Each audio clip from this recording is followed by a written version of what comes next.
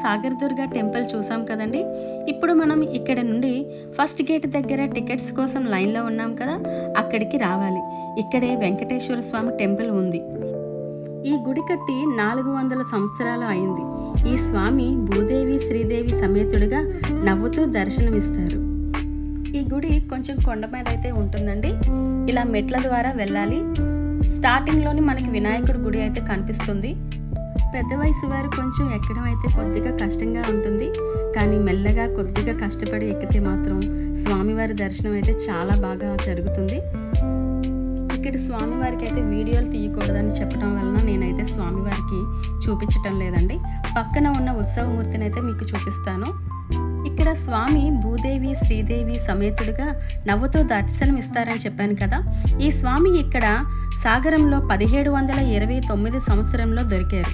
అది ఎలా అంటే, డచ్ వారు మన దేశానికి వ్యాపారం కొరకు నౌకాయానం ద్వారా ప్రయాణం చేయుచున్నారు.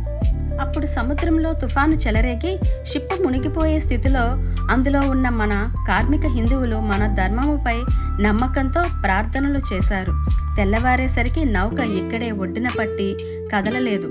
నౌకని పరీక్షించగా ఒక రాయికి నౌక తగిలిందని తెలుసుకొని ఆ రాతిని బయటికి తీసి చూడగా ఒక దేవతా విగ్రహం అని తలచి ఒక పవిత్రమైన స్థలంలో ప్రతిష్ఠించాలని తలచి గోస్తని నది సాగరంలో కలిగి చోట పక్కన గల ఈ పర్వతము చాలా సుందరంగా ఉందని అప్పటి గ్రామ పెద్దకు అప్పగించి ఇక్కడే కొండ మీద ప్రతిష్ఠించారు. స్వామివారి గుడి ప్రక్కన 200 సంవత్సరాల క్రితం లక్ష్మీదేవి అమ్మవారిని తిరుమల నుండి తీసుకొచ్చి ప్రతిష్ఠించారు. ఇక్కడ ఇంకొక ప్రత్యేకత కూడా ఉంది. ఎంతోమంది వేదాలను అభ్యసించి పౌరోహిత్యం స్వీకరించారని, ఇక్కడి నుంచే వెళ్ళారని అక్కడ పండితులు చెప్పారు.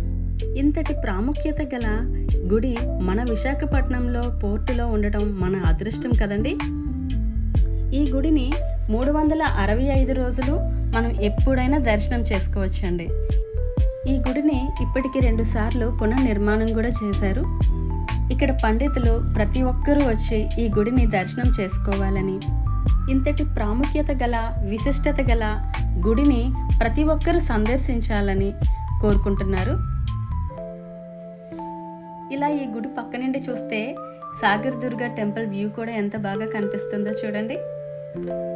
ఇంకా ఈ వీడియో అయితే మీకు అందరికీ నచ్చిందని అనుకుంటున్నాను.